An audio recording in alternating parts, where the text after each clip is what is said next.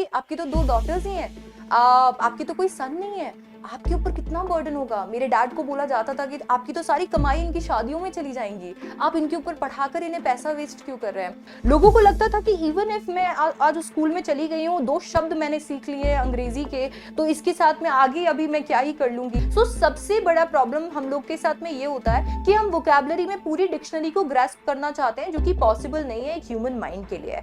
आपको क्या करना है।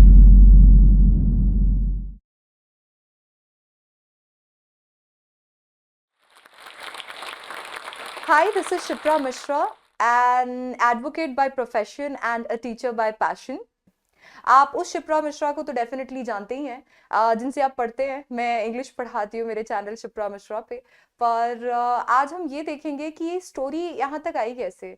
कैसे एक छोटी सी बच्ची जो कि जयपुर राजस्थान से बिलोंग करती है, वो इतने बड़े प्लेटफॉर्म पे आई और लाखों बच्चे आज मुझसे पढ़ रहे हैं।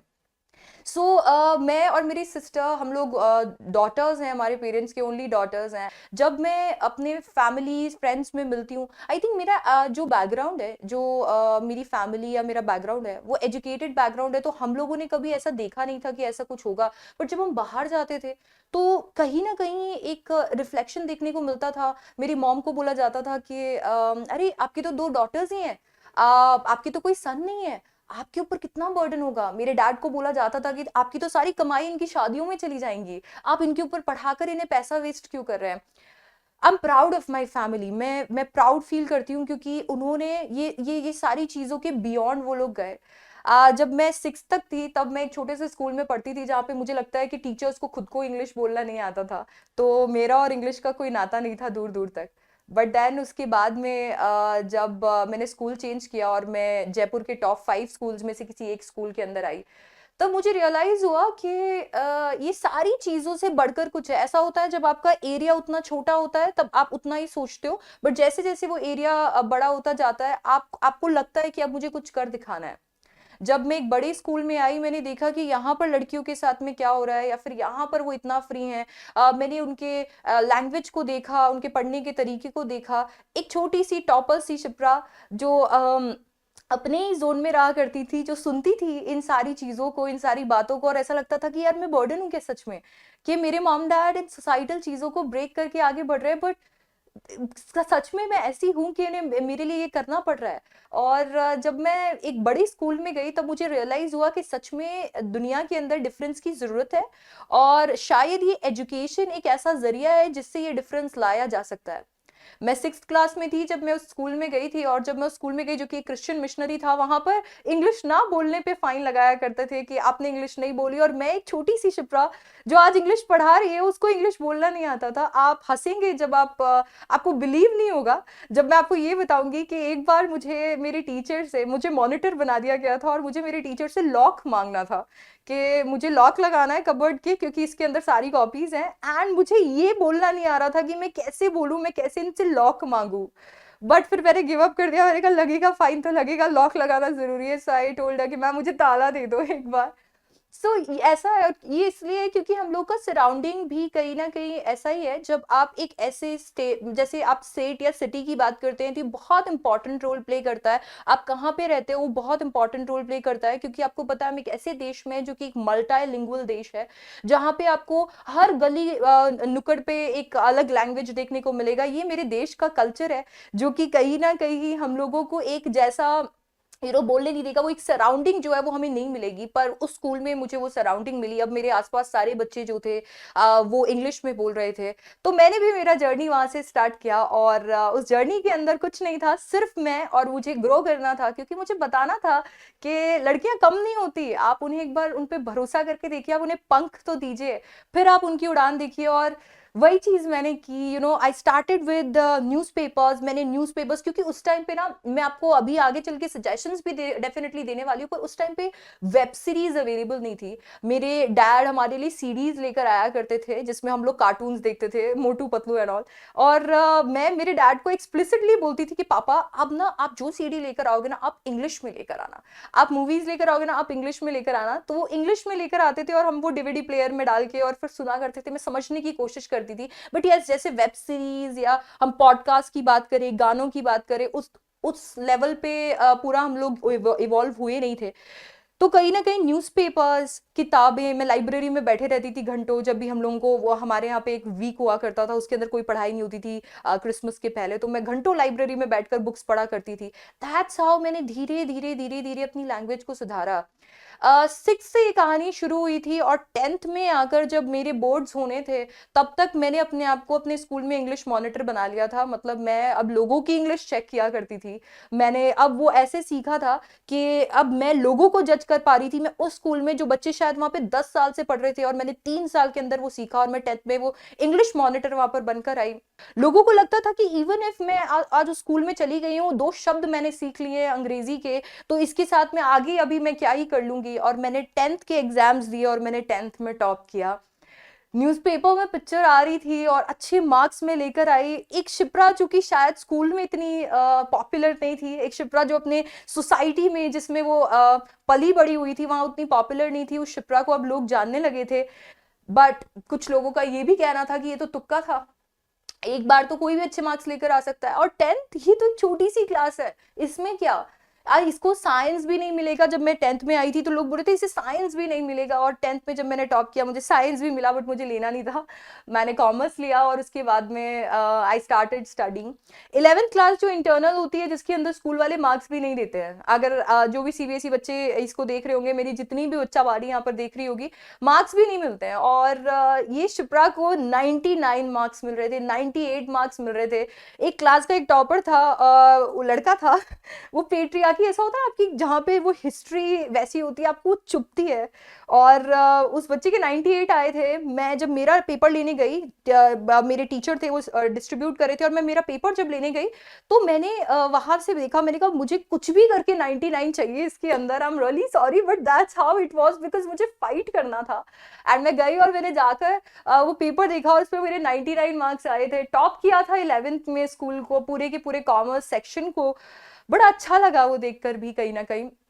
इसके बाद में जब आगे 12th तक का रास्ता आया, तो उसके अंदर भी अब सबसे बड़ा प्रॉब्लम ये था कि आपको 12th क्लियर करनी है, और अभी आपने एक बोर्ड दिया है, 10th दिया है, जिसमें लोगों ने बोल दिया है कि तुक्का लगा है। तो अब आपको 12th पे पूरा फोकस करना है, जीत जान लगा दी 12th पे, और 12th में भी बहुत अच्छे मार्क्स आए, टॉप किया स्कूल को अगेन।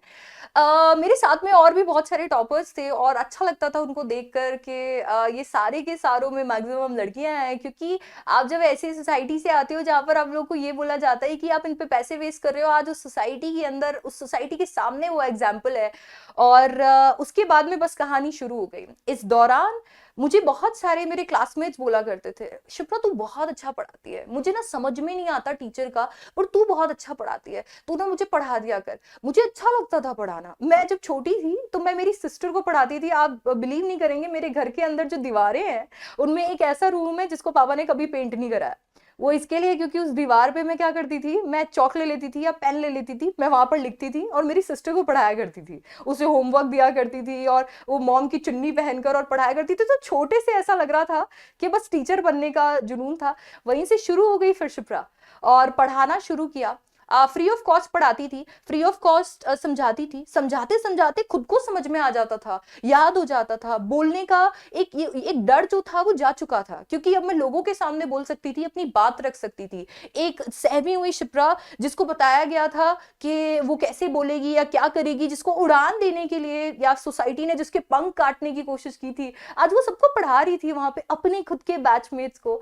और फिर वहां से वो एक टीचर वाला जोश अंदर आया। 12th जब क्लियर की, तब कहीं ना कहीं लग रहा था कि मुझे टीचिंग के अंदर जाना था, पर कहीं ना कहीं ये भी देखना था कि एक प्लान भी होना जरूरी है। यहाँ से मैंने कंप्लीट किया अपने बीकॉम को कंप्लीट किया मैंने, साथ ही साथ में सीएस किया। सीएस का अपना एक अलग स्टोरी है, जिसके अंदर वो जो तुक्के वाली बात थी 10th में, ओहो 10th में तो हो सकता है तुक्का लग गया, और 12th में यार पता नहीं, 12th में इस बार पेपर डिफिकल्ट नहीं आए थे। सीएस के अंदर फिर वो जवाब दिया मैंने। मैं कंपनी सेक्रेटरीशिप के लिए मैंने इनरोल किया, और उसके बाद में इसका पहला लेवल होता है फाउंडेशन। अब तो खैर उसको चेंज कर दिया गया है, पर इसका पहला लेवल होता है फाउंडेशन। और जब मैंने फाउंडेशन दिया था, मैंने ऑल इंडिया रैंक स्कोर की। सो ये तुक्का नहीं था। इसके बाद में बस इसी तरीके से मैं आगे चलती गई। मैंने अपना एलएलबी कंप्लीट किया, एक कॉर्पोरेट लॉयर बनी, और इसी दौरान जब मैं पढ़ रही थी, मैं लोग बच्चों को पढ़ा रही थी। हो सकता था मैं मेरी एज के मेरे बैचमेट्स को पढ़ा रही थी, और बस पढ़ाते पढ़ाते बस यहाँ पे आपके सामने आ गई। मैं आपको बताना चाहूंगी यहाँ पे कि इंग्लिश एक ऐसी लैंग्वेज है जिसको हम लोग ऐसे मान लेते हैं कि नहीं, इसको तो सीखना बहुत ज्यादा जरूरी हो जाएगा, और कुछ हद तक ये जरूरी है क्योंकि ये हमारे देश की सेकंड मोस्ट स्पोकन लैंग्वेज है, जिसके अंदर बहुत सारे जो आप कम्युनिकेशन करते हैं वो इंग्लिश के अंदर होते हैं। यही रीजन है कि अब आपके एंट्रेंसेस के अंदर, आपके एग्जाम्स के अंदर इंग्लिश पे इतना फोकस किया जा रहा है। पर इसे सीखने के लिए आपको ये भूलना होगा, आपको ये याद रखना होगा कि इंग्लिश एक फॉरेन लैंग्वेज है, क्योंकि जब तक आप इसे अपनी वर्नाक्युलर लैंग्वेज के जैसे पकड़ने की कोशिश करेंगे तब तक आप नर्वस फील करने लगेंगे। आप इसे एक फॉरेन लैंग्वेज के रूप में समझिए, जैसे कि शायद आप फ्रेंच सीख रहे होते, जर्मन सीख रहे होते, और अपने आप को वो स्पेस दीजिए। बिलीव मी, एक बच्ची जिसको ताले को इंग्लिश में क्या बोलते हैं वो बोलना नहीं आ रहा था, अगर वो आज आपको इंग्लिश पढ़ा सकती है तो आप भी डेफिनेटली ये कर सकते हैं। इसको सीखने के लिए आपको कुछ एक चीजों की बहुत ज्यादा जरूरत पड़ेगी। जहां तक हम बात करते हैं कंपेटिटिव एग्जाम की, जहां पे इंग्लिश सिर्फ और सिर्फ लिखने में जज नहीं किया जाएगा। आप कंपेटिटिव एग्जाम्स की बात कीजिए, एंट्रेंस एग्जाम्स की बात कीजिए, यहां पर इंग्लिश जो होता है ये वेरियस फॉर्म्स में आता है। वर्बल एबिलिटी के फॉर्म में आता है, जैसे कि आप बड़े रूबरू होंगे अभी सीयू सीईटी, जो सारे मेरे 12th क्लास के जितने बच्चे जो शायद इस वीडियो को देख रहे होंगे उन्हें पता होगा कि अब आपको एंट्रेंस एग्जाम्स देने हैं वेरियस यूनिवर्सिटीज में क्लियर करने के लिए, और उसके लिए कॉमन एग्जाम होने वाला है सीयू सीईटी, जिसके अंदर वर्बल एबिलिटी आने वाली है। तो इंग्लिश का एक फॉर्म है वर्बल एबिलिटी का, जो आप यहाँ पर देखते हैं। इस फॉर्म के अंदर आपको वोकैब आपकी चेक की जाती है, आपका प्रेजेंस चेक किया जाता है लैंग्वेज को देख कर, और इसके लिए आपको कंफर्ट की जरूरत पड़ती है। सो ये जो है एक वर्बल एबिलिटी के फॉर्म में आप इसे देख सकते हैं। अगर आप यूपीएससी के लिए आगे चल के ट्राई कर रहे हैं, आप अपने एसएटीज लिखने की कोशिश कर रहे हैं, आपको अब्रॉड जाना है, या आपको कोई भी कंपेटिटिव एग्जाम देना है, तो उसके अंदर इंग्लिश का एक रिटन फॉर्म होता है। एसेस के फॉर्म के अंदर आपसे इंग्लिश पूछा जाता है। Last but not the least is interview form, जिसके अंदर आपकी स्पोकन इंग्लिश को चेक किया जाता है। अगर मैं आपको बताऊं तो इंग्लिश वेरियस फॉर्म्स में आपके काम आने वाली है, starting from verbal ability. Verbal ability को आपको स्ट्रॉन्ग करना है, और कैसे स्ट्रॉन्ग करना है, आप जितना ज्यादा आपको इंग्लिश को कंज्यूम करना है और उसके बाद में आपको उसको बाहर देना है। दैट मीन्स आप रिसिपिएंट बनेंगे एंड देन आप सेंडर बनेंगे। आप कंज्यूम कैसे करते हैं? आप कंज्यूम करते हैं अपने सेंसेस से, आंखों से रीड करके और कानों से सुन के। ये बड़ा ही साइकोलॉजिकल प्रोसेस है। इसको आप एक फॉरेन लैंग्वेज के जैसे अगर देखना चाहते हैं तो आपको साइकोलॉजिकली इसे अडॉप्ट करना है। आप जितना ज्यादा रीड करते हैं आप उतने ज्यादा वर्ड्स पढ़ते हैं, और जितने ज्यादा आप वर्ड्स पढ़ते हैं उतने ज्यादा वर्ड्स आपके सबकॉन्शियस माइंड में स्टोर होते हैं। सेम चीज आपकी ऑडियो को लेकर है। आप पॉडकास्ट सुन सकते हैं, आप बहुत सारे यूट्यूब वीडियोस देख सकते हैं। यूट्यूब एक बहुत ही बड़ा लर्निंग प्लेटफॉर्म है, खास करके इंडिया में। आप बहुत सारे मूवीज, टीवी सीरीज देख सकते हैं अगर आप एक नेटिव स्पीकर बनना चाहते हैं, क्योंकि बहुत ज्यादा जरूरी है डे टू डे इंग्लिश जानना। कंपेटिटिव एग्जाम्स में आपसे ऐसी इंग्लिश नहीं पूछी जाएगी जैसे कि आप एमए है लिटरेचर के अंदर। आपसे ऐसी इंग्लिश पूछी जाएगी जो कि common day to day English है, कि भाई आपसे अगर आपको बोलने के लिए कह दिया जाए तो आपको वो समझ में आए। उस कॉमन इंग्लिश को मास्टर करना जरूरी है, और यही सबसे बड़ी गलती है जो हम लोग करते हैं। हम कॉमन इंग्लिश को मास्टर नहीं करते हैं। आप बड़े बड़े फैंसी वर्ड्स को अगर आप यूज करेंगे, वोकैबुलरी को अगर आप यूज करेंगे, आप देखिए कि आप उसे डेली लाइफ में कहां तक यूज कर पाएंगे। वोकैबुलरी को आपको बिल्ड करने के लिए, ये कॉमन वोकैबुलरी या डे टू डे लाइफ वाली वोकैबुलरी को बिल्ड करने के लिए ये सारे सोर्सेस काम आएंगे, चाहे वो पॉडकास्ट हो, वीडियोज हो, टीवी सीरीज हो, मूवीज हो। फिर बात करते हैं, आप जो भी एग्जाम दे रहे हैं उसकी अपनी एक वोकैबुलरी है। अगर आप कॉमर्स में है और कॉमर्स का कोई कंपेटिटिव एग्जाम दे रहे हैं तो आपको बिजनेस इंग्लिश चाहिए होगी। अगर आप साइंस में है और अगर आप साइंस का कोई एग्जाम दे रहे हैं तो ऐसे के अंदर आपको साइंस के जितने भी इक्विपमेंट्स हैं उनकी जरूरत पड़ेगी। सेम चीज अगर आप ह्यूमैनिटीज स्ट्रीम से हैं, आप उसकी कोई कंपेटिटिव एग्जाम दे रहे हैं, जैसे कि आप क्लैट के लिए अपीयर कर रहे हैं, तो इसमें लीगल वोकैबुलरी चलेगी। अगर आप यूपीएससी के लिए अपीयर कर रहे हैं, आपको पॉलिटिकल नॉर्मल वोकैबुलरी की जरूरत पड़ेगी। सबसे बड़ा प्रॉब्लम हम लोग के साथ में ये होता है कि हम वोकैबुलरी में पूरी डिक्शनरी को ग्रैस्प करना चाहते हैं, जो कि पॉसिबल नहीं है एक ह्यूमन माइंड के लिए। आपको क्या करना है, आपको देखना है कि आपकी general vocabulary, day to day life वाली वोकैबुलरी प्लेस पे है, और फिर आपको देखना है कि आपकी प्रोफेशन, आपका प्रोफेशन जो वोकैबुलरी मांगता है, आपकी वो वोकैबुलरी सेट है। क्योंकि हर एक प्रोफेशन, जो भी आप जिसके लिए भी कंपेटिटिव एग्जाम दे रहे हैं, वो सबका अपना सेट ऑफ वोकैबुलरी होता है। तो इस तरीके से आप उसे मास्टर कर सकते हैं। तो आपको इस पे फोकस करना है। जब आपको प्रॉब्लम आप आइडेंटिफाई कर लेते हैं, तो प्रॉब्लम आधी सुलझ भी जाती है। और प्रॉब्लम यही है कि हम वोकैबुलरी को टोटली ग्रास्प करने की कोशिश करते हैं, आप नहीं कर पाएंगे। हर रोज कुछ वर्ड्स हैं, नए वर्ड्स हैं जो डिक्शनरी में ऐड होते हैं। आप जितनी डिक्शनरी कंप्लीट करने की कोशिश करेंगे, उतने नए वर्ड्स इसमें ऐड होते रहेंगे। सो ये बहुत ज्यादा जरूरी है। अब क्योंकि आपका एरिया कम है, तो आप इन वर्ड्स को सीख सकते हैं इससे, जो भी बुक्स हैं उनको पढ़ के। तो जब आप बुक्स को पढ़ेंगे, तो आप आंखों से उसे देख रहे हैं, और अब आप जब सुनेंगे, तब आप ऑडियो, दैट इज अपने कानों से सुन रहे हैं, एंड दैट्स हाउ आप उसे लर्न करते हैं। तो जब आपने वोकैबुलरी को मास्टर कर दिया, तो आपकी वर्बल एबिलिटी जहां पर भी आएगी, आप उसे क्रैक कर सकते हैं। अब अगर हम बात करते हैं हमारे लिखने की, दैट इज अगर आपको लिखना है, आपको एसेज लिखने हैं, या फिर मान लीजिए कि आपको किसी टॉपिक को समझाना होता है, कोई स्पीच लिखनी है, कोई डिबेट लिखनी है, रिपोर्ट लिखनी है, तो इसके लिए ना आपको आपकी इंग्लिश से ज्यादा जनरल अवेयरनेस की जरूरत होती है। बहुत बार ऐसा होता है कि बच्चों को पता होता है कि मुझे कैसे लिखना है, पर वो थॉट्स नहीं आ रहे होते हैं। थॉट्स को चैनलाइज करना बहुत ज्यादा जरूरी है। सबसे पहले आपकी अवेयरनेस को आपको चेक करना जरूरी है। आप चाहे सीबीएसई लेवल पे प्रिपेयर कर रहे हैं, या फिर आप बड़े लेवल पे प्रिपेयर करने हैं, परेशानी ये होती है कि आपको अगर किसी एक टॉपिक के बारे में पता ही नहीं है, तो आप कितना ही उसके बारे में लिख पाएंगे। इसीलिए आप जिस भी लेवल पे प्रिपेयर कर रहे हैं, आपको उतनी जनरल अवेयरनेस होनी चाहिए। अभी मार्केट में क्या हो रहा है, अभी लोग क्या कर रहे हैं, ये चीज आपको पता होनी चाहिए, ताकि आप उस पर लिख सके। चैनलाइज करने के लिए हमेशा मैं एडवाइस करूंगी, जो भी बिगनर्स हैं, जिन्हें लिखने का या तो शौक नहीं है, या फिर वो लिखते नहीं है, उन्हें जो भी मैं जैसे आपको अभी मैं बात कर रही हूँ, तो मेरे दिमाग में कुछ पॉइंट्स आ रहे हैं, जैसे ही मेरे दिमाग में वो पॉइंट्स आ रहे हैं, मुझे उन पॉइंट्स को लिख लेना है। मैं सिर्फ उन्हें पॉइंट्स को लिखूंगी। वो पॉइंट्स जो है अब मेरी हेल्प करने वाले हैं एक परफेक्ट पीस बनाने में, क्योंकि अब बस उन पॉइंट्स को मुझे ग्रामर के साथ ऐड करके और पूरा एक परफेक्ट पीस बनाना है। यहां पे ना तो सिर्फ आपके पॉइंट्स बहुत इंपॉर्टेंट रोल प्ले करते हैं, क्योंकि आपकी जानकारी बताते हैं, आपकी ग्रामर आपकी इंग्लिश को बताती है, बट बहुत इंपॉर्टेंट है स्टाइल। हो सकता है कि एक बच्चे को सारी चीजों के बारे में पता हो सकता है उसकी इंग्लिश ग्रामर बहुत अच्छी और वो पूरा सब कुछ लिख दे, पर अगर उसकी स्टाइल अच्छी नहीं है, तो जो रीडर्स होंगे उन्हें पढ़ने में मजा नहीं आएगा।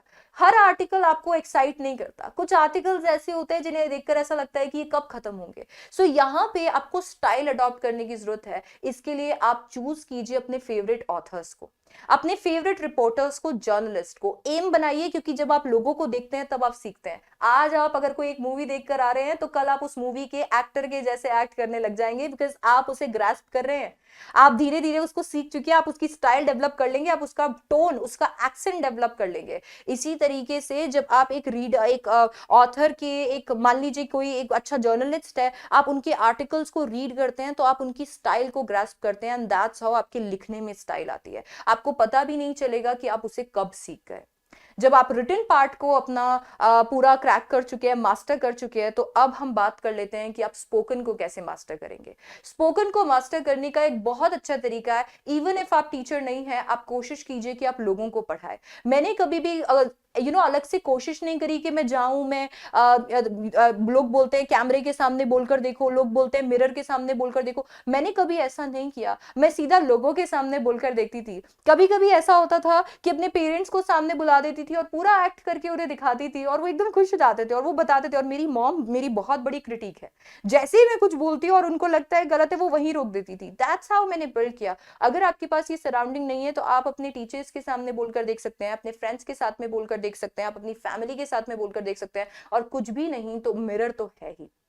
जब आप किसी के सामने बोलते हैं, अपने आप को एक्सप्रेस करने की कोशिश करते हैं, तब आपके अंदर से वो डर निकलता है, और जैसे ही वो डर निकलता है, आप अपनी बात को रख पाते हैं। बहुत बार इंटरव्यूज में ऐसा होता है कि सब लोगों को पता होता है कि इसका आंसर क्या है, बट वो इतने नर्वस हो जाते हैं देखकर कि ऐसा लगता है कि अब मैं उसको बोलूं कैसे, मेरे से कोई गलती नहीं हो जाएगी। मैं एक और चीज आपको बताना चाहती हूँ, सबको पता है कि आपकी नेटिव लैंग्वेज इंग्लिश नहीं है, सबको पता है, चाहे सामने बैठे हुए लोग आपको यूपीएससी, आप यूपीएससी का इंटरव्यू दे रहे हैं, आप एनडीए का इंटरव्यू दे, आप किसी का भी इंटरव्यू दे रहे हैं, सबको पता है कि आपकी नेटिव लैंग्वेज नहीं है। तो अगर आपको लगता है कि आप बीच में कोई वर्ड भूल रहे हैं, आपकी फ्लुएंसी कहीं ना कहीं हो सकता है ब्रेक हो रही है, आप स्विच कीजिए। ये एक बहुत स्मार्ट तरीका होता है, क्योंकि गलती तो हो ही गई है। एक ऑकवर्ड पॉज की जगह आप अपनी मातृभाषा या आपकी जो भी वर्नाक्युलर लैंग्वेज है आप उसमें शिफ्ट कर लीजिए, एंड जैसे ही आप वापस थॉट्स को चैनलाइज करेंगे आप फिर इंग्लिश में आ जाइए। ये इसके लिए, क्योंकि जब भी आपका इंटरव्यू लिया जाता है आपकी लैंग्वेज से ज्यादा आपका कॉन्फिडेंस देखा जाता है। एक बच्चा जिसको शायद बहुत अच्छी इंग्लिश बोलनी आती होगी पर उसके अंदर कॉन्फिडेंस नहीं है, तो हमें क्या पता उसे इंग्लिश बोलनी आ रही है। इसीलिए कॉन्फिडेंस मास्टर करने की जरूरत है, और कॉन्फिडेंस तब आता है जब आपके पास में फैक्ट्स कॉन्क्रीट होते हैं, आपके आपके दिमाग में सारे फैक्ट्स हैं, और आपके अंदर ये है कि अगर मैं रुकता हूं कहीं पे तो मैं कुछ ना कुछ करके उसे फिल कर दूंगा, या फिर मैं अपनी वर्नाक्युलर लैंग्वेज से उस पॉज को ऑकवर्ड नहीं लगने दूंगा।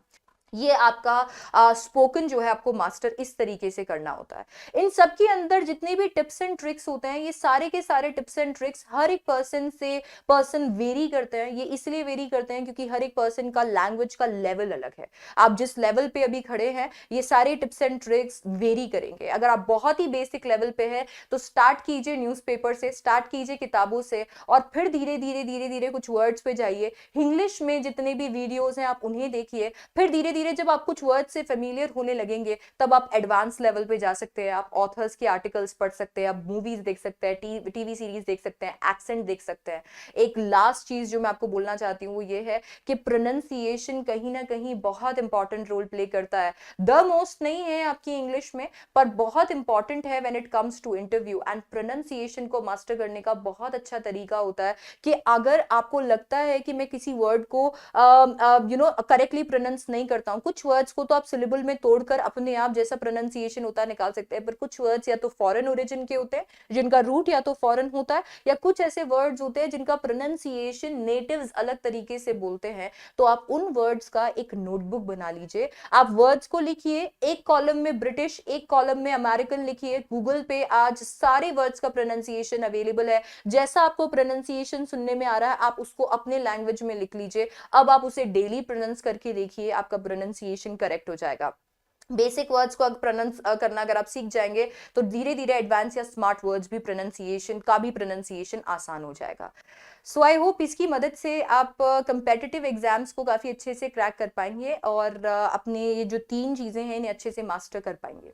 साथ ही साथ में सारे के सारे लोग जो इसको देख रहे हैं, अगर आप कोई भी टीवी सीरीज अभी देख रहे हैं, कोई भी मूवी आप देख रहे हैं और आप उसको इंग्लिश में देख रहे हैं, सबटाइटल्स के साथ देख रहे हैं, और आपको लग रहा है कि ये हम लोग को दोस्तों साथ में देखनी चाहिए, तो आप उसे कमेंट डाउन करके हमें बताइए कि आप कौन सी मूवी है या सीरीज है जो आप देख रहे हैं, जो कि हम सबको भी देखनी चाहिए अपनी इंग्लिश को और अच्छा बनाने के लिए। एंड उसके साथ में I am signing off. I hope आपको यहाँ से मोटिवेशन मिला होगा, और मिलते हैं फिर कभी किसी और वीडियो में। Bye bye, take care. अगर आप भी इस वीडियो के एंड तक पहुंच गए हैं तो मेरी तरह ही आप भी इंस्पायर जरूर हुए होंगे, आपको भी मोटिवेशन मिली होगी अपने सपनों को पूरा करने की। दोस्तों, सपने तो हम सभी देखते हैं, लेकिन हम में से कुछ ही लोग अपने सपनों को पूरा करने में सक्सेसफुल हो पाते हैं। मैं आपको बताना चाहती हूं कि जो भी इंसान अपने गोल्स को अचीव करने में सक्सेसफुल होता है उन सभी में कुछ कॉमन स्किल्स होती हैं, जैसे कि अच्छी कम्युनिकेशन स्किल्स जो कि स्पोकन इंग्लिश से आती हैं। और दोस्तों, हम सभी इस स्किल को मास्टर करके अपनी लाइफ में आगे बढ़ सकते हैं जोश स्किल्स ऐप के साथ। इस ऐप में हम 1 by 1 वोकैबुलरी के नए वर्ड्स, ग्रामर प्रैक्टिसेस, रीडिंग और राइटिंग प्रैक्टिसेस के साथ साथ अपने जैसे अन्य हजारों स्टूडेंट्स के साथ ऑनलाइन इंग्लिश में लाइव बात करके अपनी इंग्लिश को वर्ल्ड क्लास बना सकते हैं। आज ही अपनी सक्सेस की तरफ पहला कदम लें भारत के नंबर 1 स्पोकन इंग्लिश ऐप जोश स्किल्स के साथ।